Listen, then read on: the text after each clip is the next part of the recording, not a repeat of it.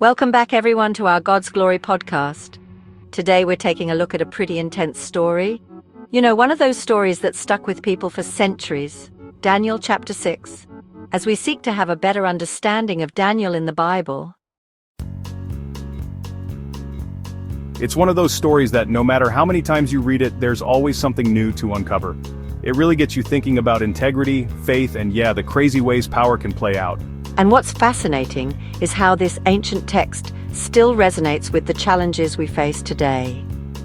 Staying true to ourselves in a world that often pushes us to compromise, to fit in. Right, how do we hold on to our convictions when the stakes are high? It's a question that I think we all wrestle with in different ways. So to set the stage, we're in the reign of King Darius, who's just established his rule over this vast empire. Talk about a management challenge. Oh yeah, a huge empire. So to handle it all, he sets up the system of 120 satraps. These were like regional governors, each responsible for a big chunk of territory. Okay, so you've got 120 of these satraps. I mean, how do you even keep track of that many people? Well, that's where the three governors come in. They're like the executive team, overseeing the satraps and reporting directly to the king. And guess who's one of these top-tier governors? Daniel, of course. The text actually goes out of its way to describe Daniel's character right from the start. He's described as having an excellent spirit. More than just being good at his job, right? Exactly, it implies this deep wisdom, a strong sense of ethics, a real moral compass that sets him apart. And it wasn't just some internal assessment. The king himself saw Daniel's potential. Oh, absolutely. Darius was so impressed that he was actually thinking of promoting Daniel even further, potentially putting him in charge of the entire kingdom. Talk about a meteoric rise. But I imagine that kind of success doesn't always go over well with everyone, does it? Daniel's competence, his integrity, it ends up creating this tension, this rivalry among the other officials. Like, here's this guy rising through the ranks. It's got to breed some resentment, some jealousy. And that's exactly what happens. The other governors, the satraps, they start looking for ways to discredit Daniel. To take him down a peg or two. Exactly, but here's the catch. They can't find a single fault in his work. The text is very clear about this. He's trustworthy. There's no negligence or corruption to be found. It's like they're trying to dig up dirt on this guy and they come up empty-handed. What does that say about Daniel's character? It says a lot. It means he's not just playing the game, he's truly committed to doing things the right way. Okay, so if they can't get him on his professional conduct, what do? Well, they get sneaky. They realize the only way to trap Daniel is through his faith. This is where it gets really interesting. They hatch this plot that's disguised as an act of ultimate loyalty to the king. So they come to Darius with this idea for a royal decree, something that sounds like it's meant to elevate the king's status. Right, it's like they're saying, hey king, we all believe you're so awesome that for the next 30 days nobody should pray to anyone but you. But really they're targeting Daniel. They know he's devout, that he prays to his God regularly. Exactly, they're using this decree as bait, knowing that Daniel won't compromise his faith no matter the consequences. And the penalty for disobeying this decree, just a casual stroll into a den of lions. Yeah, no big deal. It's brutal. It emphasizes the ruthlessness of these officials, how far they're willing to go to eliminate their rival. And to add insult to injury, they invoke this unchangeable law of the Medes and Persians. So once Darius signs this thing, there's no going back. He basically traps himself with his own authority. It's a fascinating look at the limitations of even absolute power. So the trap is set. What does Daniel do when he hears about this new law? Well, he does what Daniel does. He goes home, opens his windows towards Jerusalem and prays. He doesn't hide. He doesn't change his routine. He just keeps doing what he's always done. Exactly. It's not an act of rebellion against the king. It's an act of faithfulness to his God. He's basically saying, my faith is non-negotiable. And of course, the conspirators are watching, waiting for their moment to pounce.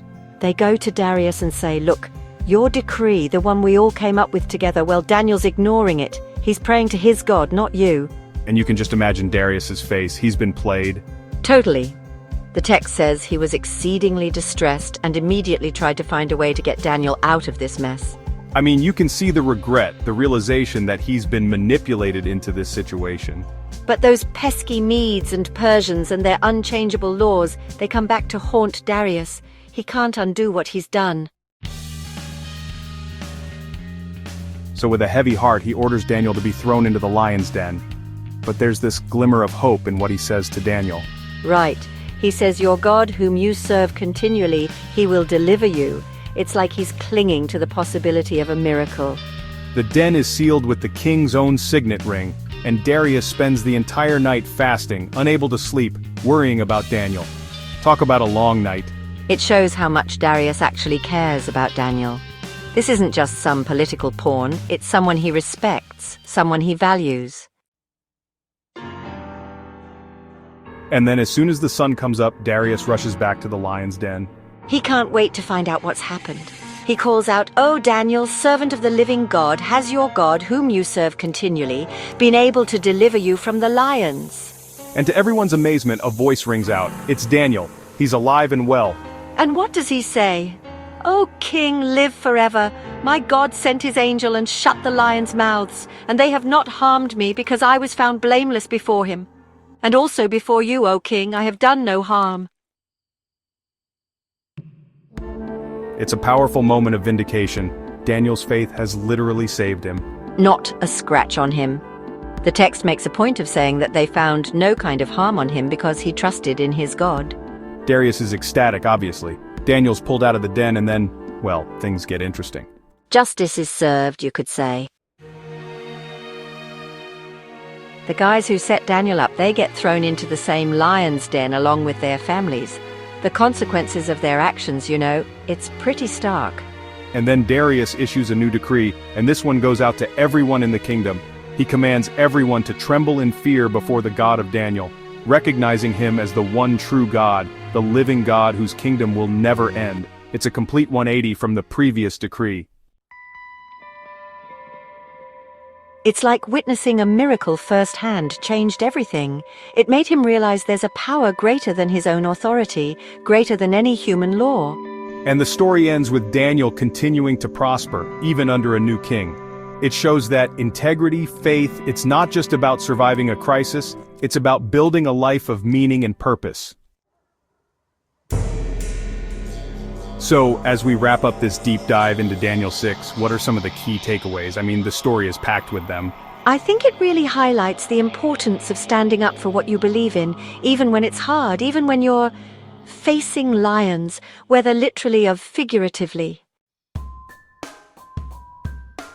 Now, for our listeners, here's something to ponder. Think about those times in your life when your own convictions were tested. How does Daniel's example, his unwavering faith, inspire you to navigate those challenges? It's a question worth reflecting on. We hope this podcast gave you a better understanding of Daniel. If it did, type Amen in the comments, share this podcast, and like and subscribe for more Bible discussions. Thanks for joining us on the God's Glory podcast.